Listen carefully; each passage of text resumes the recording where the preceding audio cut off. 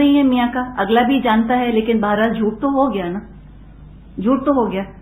بڑے بڑے جھوٹ سے تو ہم بچ جاتے ہیں، بعض دفعہ غیر شعوری طور پہ چھوٹی چھوٹی چیزوں کے اندر ہم غلط بیانی سے بلا وجہ صرف ایک لاٹ کے طور پہ ہم بعض دفعہ کچھ باتیں کہہ جاتے ہیں. تو اللہ کرے کہ اللہ ہمیں ان چیزوں سے بھی نجات دے دے، بالکل پاک کر دے ہماری گفتگو کو جھوٹ سے. تو یہ لطیفہ گوئی کی عادت اچھی نہیں ہے، اس میں بھی جھوٹ شامل ہو جاتا ہے. ہاں، سچ بات آپ کر رہے ہیں، سچی بات کر رہے ہیں تو کوئی حرج نہیں.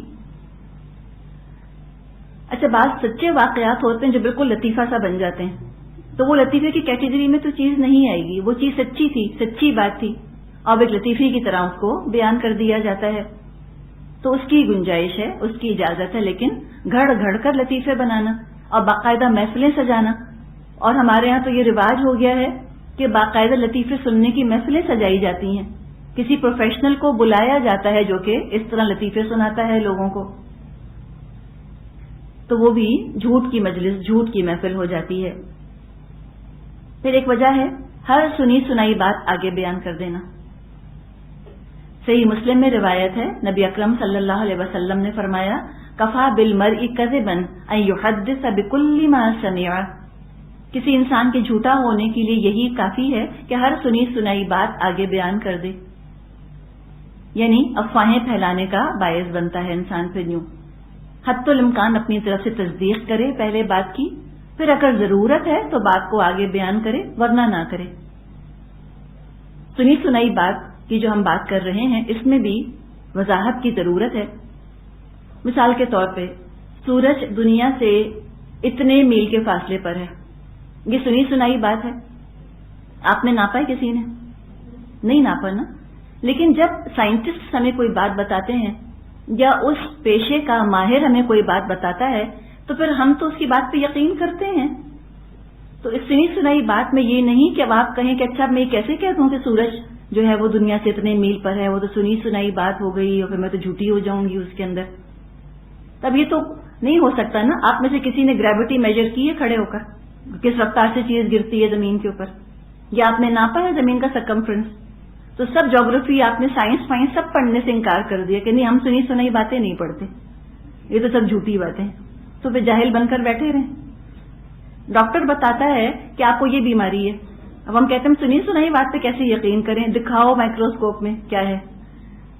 تو یہ تو نہیں کرتے نا. تو اس کی بات نہیں کی جا رہی. اس حدیث سے مراد یہ ہے کہ ادھر سے بات سنی ادھر بیان کر دی، ادھر سے بات سنی ادھر بیان کر دی. جیسے اپنے معاشرے میں ہم افواہوں کا بازار گرم ہوتا دیکھتے ہیں. انڈیا حملہ کرنے والے، خواہ بس سن لیا کہیں سے تو کہہ دیا اچھا اب یہ ہونے والا ہے. اس طرح کی افواہیں، ان کی روک تھام کے لیے یہ بات کہی گئی ہے. پھر ایک وجہ ہے جھوٹے خواب بیان کرنا. بخاری میں ابن عباس سے روایت ہے، نبی اکرم صلی اللہ علیہ وسلم نے فرمایا کہ جس شخص نے ایسا خواب بیان کیا جو اس نے نہیں دیکھا تو اسے قیامت کے دن مجبور کیا جائے گا کہ 2 جو کے دانوں کے درمیان گرہ لگائے، اور یہ وہ ہرگز نہیں کر سکے گا. جو کا دانہ دیکھا ہے آپ نے؟ تائینی، بالکل چھوٹا سا. تو یہ بھی جھوٹ ہو جاتا ہے، جھوٹے خواب بیان کرنا. کہنا کہ ہم نے یوں دیکھا اور دیکھا کچھ نہیں، صرف لوگوں پر ذرا تقوی کا یا اپنی عظمت کا روب قائم کرنے کے لیے خواب بیان کر دیے.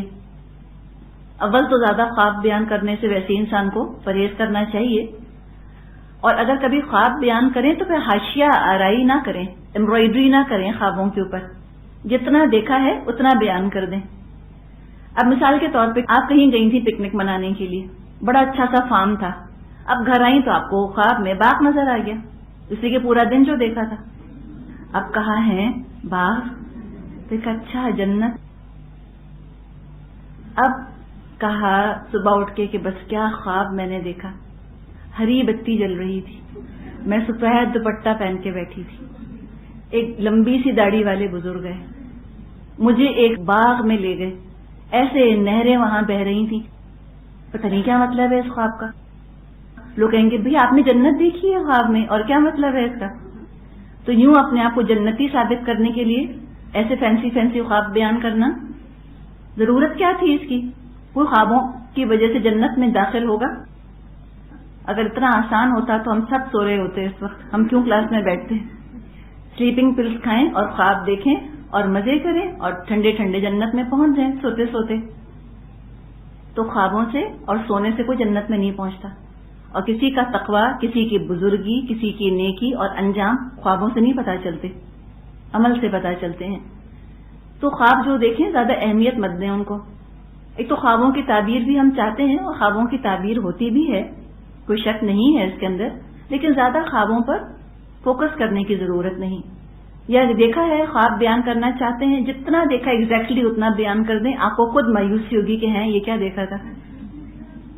ہوتا ہے نا، آپ کچھ دیکھتے ہیں پھر آپ اس کو بیان کرنا چاہتے ہیں، آپ سمجھتے ہیں جتنی میں ایکسائٹیڈ ہوں سامنے والا بھی اتنا ایکسائٹیڈ ہو جائے گا، وہ آپ کو نہیں دیکھتے ہیں. اچھا پھر کیا ہوا؟ آپ کہتے ہیں بس کچھ نہیں، اتنا ہی تھا. لیکن اگر آپ ان کو ایکسائٹ کرنا چاہتے ہیں تو پھر آپ کڑھائیاں کریں گے اس کے اوپر نا، امبرائڈری کریں گے، سجائیں گے، سنواریں گے اپنے خواب کو، جھوٹ جھوٹ بولیں گے، اس کے اندر ایک بڑی سی چیز بن جائے گی. پھر وہ بخاری میں ابن عمر رضی اللہ عنہ سے روایت ہے، نبی اکرم صلی اللہ علیہ وسلم نے فرمایا سب سے بڑا جھوٹ یہ ہے کہ آدمی اپنی آنکھوں کو وہ چیز دکھائے جو اس نے نہیں دیکھی. یعنی کسی چیز کے متعلق کہے میں نے دیکھا ہے حالانکہ اس نے نہیں دیکھا ہوتا. اس سے بھی کیا ہوتا ہے؟ اس میں بھی غیر شعوری طور پہ جھوٹ شامل ہو جاتا ہے. ہم کہتے ہیں ہاں ایسا ہوا، حالانکہ خود نہیں دیکھا ہوتا کہ ایسا ہوا. وہی سنی سنائی بات والی چیز ہے، سنی سنائی بات کہیں سے سنی اور کہا کہ اچھا ہاں ایسا ہی تھا. تو اگر اپنی آنکھوں سے کوئی چیز نہیں دیکھی تو کبھی مت کہیں کہ ہاں ہم نے یہ دیکھا ہے.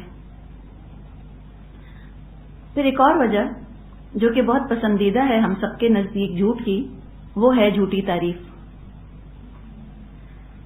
اس کا رواج معاشروں کے اندر کافی حد تک ہم دیکھتے ہیں، اور اس کو تو نیکی سمجھ کر کیا جاتا ہے کہ اگلے کا دل ہم نے خوش کر دیا، کسی کا دل ہم نے رکھ لیا، لہذا اس پر جھوٹ بول دیا جاتا ہے.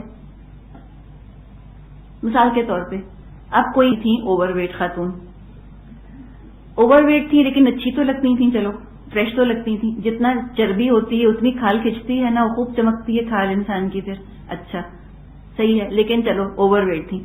اب کیا ہوا؟ اب انہوں نے ڈائٹنگ شروع کی، دبلی تو ہو گئی لیکن بالکل مرجھا بھی گئی، ساتھ ساتھ اسکن ساری سیک کر گئی. اچھی تو بالکل نہیں لگ رہی، ہاں دبلی ہو گئی ہیں.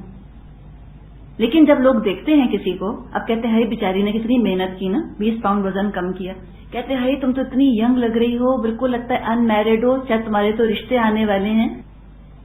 ہم ایسی کہانیاں سناتے ہیں اس کو. تو گھر جا کر کہتے ہیں ہائی بیچاری کو دیکھا تھا کیا ہلکے پڑ گئے آنکھوں کے نیچے ڈائٹنگ کر کر کے، اتنی ایجڈ لگ رہی تھی. سامنے کے سامنے ان سے کہتی کہ بہت پیاری، بہت ینگ لگ رہی ہیں. کیا ضرورت تھی؟ کیوں کہا؟ اتنا کہہ دیں کہ ہاں آپ نے وزن کم کیا ہے، بس کافی ہے. اور اگر وہ وزن کم کر کے اتنی ینگ لگ رہی ہیں، الحمدللہ، سے اچھی کیا بات ہو سکتی ہے؟ پھر کہہ دیجئے. لیکن اگر وہ نہیں لگ رہی، اتنی حسین نہیں لگ رہی، تو جھوٹ کیوں بولا؟ یہ نہ کریں. اسی طرح کھانے کے بارے میں ہم تعریف اتنی کرتے ہیں، پسند بالکل نہیں آیا. ایک خاتون بتا رہی تھیں اپنے شوہر کا کہ کسی کے ہاں جاتے ہیں تو کھانے کی اتنی تعریف کرتے ہیں. میں گاڑی میں بیٹھ کر کہتی ہوں کہ ریسیپی لوں، کہتے ہیں خبردار، جب اتنا برا تھا تو تعریف کیوں کی؟ تو کوئی فرض تو نہیں ہے کہ ہم کسی کے گھر جائیں تو ہم ڈھیروں اس کی تعریفیں کریں. اچھا ہے تو کہہ دیجیے اچھا ہے. اور عام طور پہ اچھا ہی ہوتا ہے نا، جو کوئی کھانے پر بلاتا ہے تو کہاں ہوتا ہے بدمزہ کھانا، اچھا ہی ہوتا ہے. لیکن اس کے اندر بھی جھوٹ اور مبالغہ آرائی کرنے کی قطعاً ضرورت نہیں. کسی کے بچے ہیں، کہا کہ بھئی آپ اتنی خوش قسمت ہیں، کتنے اچھے آپ کے بچے ہیں، اور پیچھے بیٹھے کہتے ہیں توبہ کس قدر بدتمیز ہے. تو جب نہیں ہے اس کے بچے اچھے تو کیوں کہا بلا وجہ کہ ہائی یو آر سو لکی، تمہارے بچے تو اتنے اچھے ہیں؟ یہ باتیں نہ کریں. اس طرح جھوٹی تعریفیں کرنے کی قطعاً ضرورت نہیں. پھر بعض دفعہ چند پیسے بچانے کے لیے جھوٹ بول دیتے ہیں. بچہ ہے، ابھی پچھلے ہفتے یا پچھلے مہینے 12 سال کا ہوا. اب آپ گئی میوزیم، بہت شوق ہوا آپ کو میوزیم دیکھنے کا، بچوں کو لے گئی. اب وہاں پر لکھا ہے کہ 12 سال سے کم عمر بچوں کا ٹکٹ آدھا ہے. آپ نے کہا یا اللہ، پچھلے ہفتے ہی تو 12 سال کا ہوا. اب گود میں اٹھا لیا. جتنا چھوٹا لگے اتنا اچھا ہے. اس نے پوچھا اس کی عمر کیا ہے؟ آپ نے کہا 10 سال. اور وہ لگ رہا ہے 10 سال کا. اس نے بھروسہ کیا آپ پر, ٹکٹ آپ کو اس نے آدھا دے دیا, کم پیسے آپ سے چارج کیے. وہ تو نہیں کہتا نکالیں برتھ سرٹیفکیٹ دکھائیں, کہتا نکالیں برتھ سرٹیفکیٹ دکھائیں. تو جھوٹ بولا نا, کتنا بچایا ہوگا؟ 10, 20, 25. بعض دفعہ ایئر لائن کے ٹکٹ کے لیے بھی لوگ ایسے کرتے ہیں, اپنے بچوں کی عمر کم بتا دیتے ہیں. تو اس نے کتنا بچایا؟ چند ہزار بچا لیے جھوٹ بول کے. تو یہ مراعات حاصل کرنے کے لیے جھوٹ بولنا, کنسیشنز حاصل کرنے کے لیے جھوٹ بولنا بہت بری چیز ہے. چند پیسے بچائے خالی اور جھوٹ بولا, اس کے لیے کیا فائدہ کہ اپنے لیے انسان جہنم کما لے. اچھا, ان چیزوں میں انسان کو احساس بھی نہیں ہوتا کہ ہم نے غلط کام کیا ہے, توبہ بھی نہیں کرتا انسان. پھر بعض دفعہ یہ ہوتا ہے چیز لی, استعمال کی, خراب ہو گئی, دکاندار کو واپس کر دی کہ یہ خراب تھی. کیسٹ وغیرہ کے ساتھ ہوتا ہے بعض دفعہ, کیسٹ لیا, استعمال کیا, وہ کہیں پھنس گیا, ٹوٹ گیا, دکان کو جا کے واپس کر دے کہ آپ نے خراب کیسٹ دیا تھا. یا بعض لوگ جاتے ہیں یہ ویڈیو کی شاپس وغیرہ میں اور وہاں سے وہ ویڈیوز لے کر آتے ہیں, دیکھ لیتے ہیں اور 25 روپے بچانے کے لیے کہتے ہیں ویڈیو چلی نہیں, ریلی نہیں چلی. اور اس کو پھر بہت عقل مندی کی دلیل سمجھا جاتا ہے کہ بھئی واہ, لوگ پیٹ تھپ تھپ آتے کہ بھئی کتنی اسمارٹ ہے, اتنی تیز ہے, ہم نے دیکھ بھی لی پکچر, کرایہ بھی نہیں دیا. چلے ہم تو اچھا گمان رکھتے ہیں کہ نیشنل جیوگرافک لے کر آئے, ٹھیک ہے, چلو گناہ تو نہیں ملا, لیکن جھوٹ کیوں بولا؟ کیا ملے گا 25 روپے بچا کر یا 30 روپے بچا کر؟ یہ نہیں کرنا چاہیے. پھر بازار جاتے ہیں کپڑا خریدنے کے لیے, اب کپڑا چاہیے بہترین, پیسے ہیں تھوڑے, اب دام چکانے بیٹھے دکاندار سے. اب کہتے نہیں باجی بس یہ 100 روپے میٹر سے کم میں نہیں کرتا یہ کپڑا. آپ نے کہا نہیں, ساتھ والی دکان پہ 80 روپے میٹر ہے. حالانکہ بالکل جھوٹ, نہیں تھا ساتھ والی دکان پہ 80 روپے میٹر. کرتے ہیں ایسی خاموشی چھائی ہوئی ہے, بتائیں ذرا, کرتے کہتے ہیں ساتھ والی دکان پہ تو میں چھوڑ کر آئی ہوں 80 روپے, 80 تو خود دے رہا تھا وہ, 70 دیں. اور اس کو بھی عقل مندی کی دلیل سمجھتے ہیں کہ بہت عقل مندی کی, کیسا اس کو بیوقوف بنایا. کرتے ہیں نا, کیوں کرتے ہیں؟ مت کریں, رہنے دیں. اتنے سے کپڑے کے لیے ہم نے اپنا ایمان بیچا. یہ ایمان بیچنے کے برابر ہے. منافق جھوٹ بولتا ہے, اذا حدث کذب, جب بات کرتا ہے جھوٹ. تو یہ کام کرنے کے نہیں ہیں. یا بعض دفعہ یہ بھی کہتے ہیں کہ اچھا آپ ہم کو اس دام پر کپڑا دیں, اب ہم بار بار آپ ہی کی دکان پر آئیں گے, میں تو گھر جا کر بہن کو بھی بھیجوں گی. یہ بھی کرتے ہیں. کبھی خیال آئے کہ ہمیں جھوٹا وعدہ کر رہے ہیں اس سے, اور وہ جو منافق ہوتا ہے وہ کیا کرتا ہے؟ اذا وعد, جب وعدہ کرتا ہے خلاف ورزی کرتا ہے. اگر آپ نے وعدہ کیا ہے اپنی بہن کو بھیجوں گی, اب بھیجیں بہن کو. تو کیا ضرورت ہے ہمیں اس طرح کا لالچ دینے کی؟ قسمت میں جتنا آپ کے ہے آپ کو ملے گا, جتنا اس کا ہے اس کو ملے گا. ایک تو بازاروں میں ویسے بھی پسندیدہ نہیں بہت آوازوں کا بلند کرنا یا بہت بھاؤ تاؤ کرنا, لڑنا جھگڑنا. بھئی وہ اتنے کا دے رہا ہے, آپ اپنا بتا دیجئے کہ میں اتنے کا لوں گی. دے دیتا ہے ویل اینڈ گڈ, نہیں دیتا تو کہیں اور دیکھ لیجئے جا کر. اور آخر میں اگر آپ دیکھیں گے تو کیا بچتا ہے آپ کے پاس؟ آپ نے کیا بچا لیا ہوگا؟ 50 روپے 60 روپے بچا لیے, بہت سے بہت. اسی طرح جھوٹ بول کے لوگ پیسے بہت مانگتے ہیں. بچہ بیمار ہے, میاں بیمار ہے, جھوٹ بول بول کر پیسے مانگتے رہتے ہیں. بچوں کی فیس دینی ہے, کوئی اور ایسا مسئلہ ہو گیا ہے, جھوٹ بولا اور پیسے وصول کر لیے. تو یہ تو آپ دیکھیں یہ جھوٹ کی عام اقسام ہیں. سمپل جھوٹ جو بولے جاتے ہیں اور کامنلی بولے جاتے ہیں. عام طور پہ یہ سارے چھوٹے چھوٹے جھوٹ جو ہیں یہ بولے جاتے ہیں اور حقیر فائدوں کے لیے بولے جاتے ہیں. اٹھتے بیٹھتے گفتگو کے اندر جھوٹ ہے. اگر ہم کبھی اپنی لسٹ بنائیں تو پتہ نہیں ایک دن میں کتنے جھوٹ ہوں گے جو کہ ہم نے بولے ہوں گے.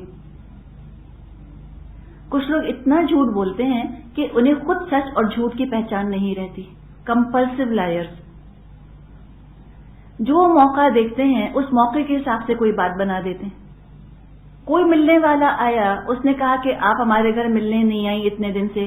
کہا کہ ہاں میرے پاس تو گاڑی کبھی نہیں ہوتی, یا ہاں میں تو آئی تھی, میں نے فون کیا تھا تم اس دن گھر پہ نہیں تھی. جیسا جو موقع دیکھیں گے جھوٹ بول دیں گے.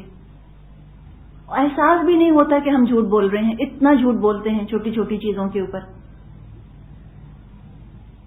کچھ کھائیں گے کہہ دیں گے ہم نے نہیں کھایا، کچھ بولیں گے کہہ دیں گے ہم نے یوں نہیں بولا، کوئی کام کیا ہوگا کہہ دیں گے ہم نے نہیں کیا. کوئی بات ہی نہیں ہے، وہ تو بس ماحول اور حالات اور سچویشن کو، صورتحال کو دیکھ لیتے ہیں اور صورتحال کی مناسبت سے وہ اس طرح سے جھوٹ بول دیتے ہیں. ترمذی میں ابن عمر سے روایت ہے رضی اللہ عنہ سے، رسول اللہ صلی اللہ علیہ وسلم نے فرمایا جب بندہ جھوٹ بولتا ہے تو فرشتہ اس کے جھوٹ کی بو سے 1 میل دور چلا جاتا ہے. تو سوچیں جب فرشتہ چلا جائے گا اس کی جگہ کون آئے گا؟ شیطان ہی آئے گا.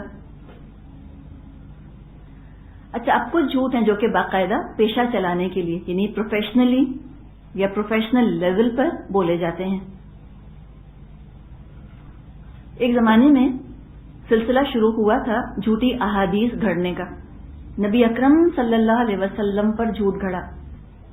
کچھ لوگوں نے نبی اکرم صلی اللہ علیہ وسلم پر احادیث گھڑی، آپ کا نام لے کر ایسی باتیں بیان کی جو آپ نے نہیں فرمائی تھی. ان کو موضوع احادیث کہا جاتا ہے. صحیح مسلم میں سمرہ رضی اللہ عنہ سے روایت ہے، رسول اللہ صلی اللہ علیہ وسلم نے فرمایا جو شخص میری طرف منسوب کر کے کوئی بات بیان کرے اور وہ جانتا ہے یہ جھوٹ ہے، بس وہ بھی جھوٹوں میں سے ایک جھوٹا ہے. یعنی کہ معلوم ہے کہ یہ موضوع حدیث ہے، یہ جھوٹی حدیث ہے، یہ حدیث ہے ہی نہیں، کسی نے گھڑ لی ہے. اور پھر بھی لوگوں کے دل نرم کرنے کے لیے یا واز کے اندر یا بیان کے اندر تاثیر پیدا کرنے کے لیے اگر وہ حدیث بیان کی جائے گی تو بیان کرنے والا بھی جھوٹا ہے. لیکن اس میں فرق ہے، ایک ہوتی ہے ضعیف احادیث، ایک ہوتی ہے موضوع. موضوع تو صریحاً جھوٹ ہے. ضعیف حدیث کیا ہے کہ وہ حدیث ہے لیکن کہیں نہ کہیں کسی راوی کے اندر تھوڑا سا جھول ہوتا ہے. تو ضعیف احادیث ایک طرح سے بیان کی جا سکتی ہیں ترغیب کے لیے، اس سے بھی احکامات نہیں نکالے جاتے، لیکن موضوع حدیث اس کی تو کہیں سے اجازت نہیں. تو یہ بھی لوگوں نے باقاعدہ پروفیشن بنا کر یہ کام کیا اور اس میں وہ جھوٹی گھڑی ہوئی احادیث بیان کرتے تھے اور ہزاروں کا مجمع ہوا کرتا تھا، خود بھی روتے جاتے تھے، لوگ بھی روتے جاتے تھے ساتھ. تو یہ نہ سمجھے ہم کہ جھوٹ میں تاثیر نہیں ہوتی، جھوٹ میں بڑی تاثیر بھی ہو سکتی ہے. بعد میں اللہ تعالیٰ اپنی رحمت نازل فرمائے ان محدثین کے اوپر، امام بخاری، امام مسلم، امام ترمذی، نسائی رحم اللہ کے اوپر، کہ انہوں نے کتنی مشقت، کتنی محنت کر کے پھر انہوں نے اس طرح موضوع احادیث کو الگ کیا. نبی اکرم صلی اللہ علیہ وسلم نے فرمایا، بخاری میں یہ حدیث موجود ہے کہ من کذب علی متعمدا فلیتبوأ مقعدہ من النار، جو جان بوجھ کر مجھ پر جھوٹ گھڑتا ہے اس کو چاہیے اپنا ٹھکانہ آگ میں بنا لے.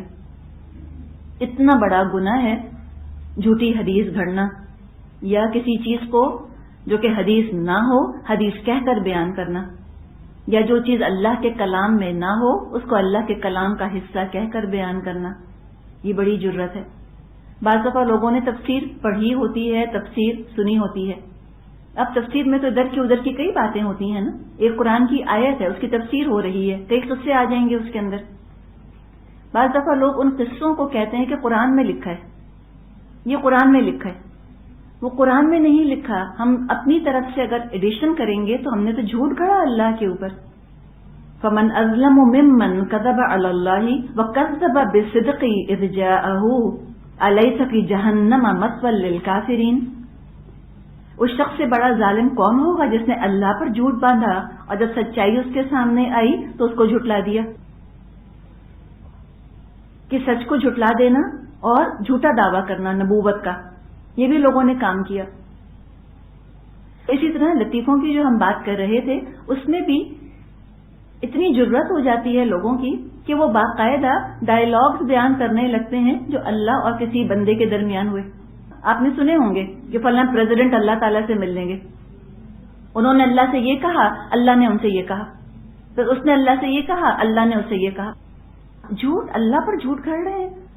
اور کس کے لیے؟ لطیفوں کے لیے. یا فرشتوں پر جھوٹ گھڑ دیتے ہیں کہ فرشتوں نے ایسے کہا، نعوذ باللہ. تو ان کے بارے میں بھی بہت زیادہ محتاط ہونے کی ضرورت ہے. پھر ایک اور پروفیشن کے طور پہ جھوٹ بولا جاتا ہے، جھوٹی قسم. یمین غموس کہا گیا ہے جس کو ڈبا دینے والی قسم، یعنی بڑا فائدہ حاصل کرنے کے لیے قسم کھا لینا۔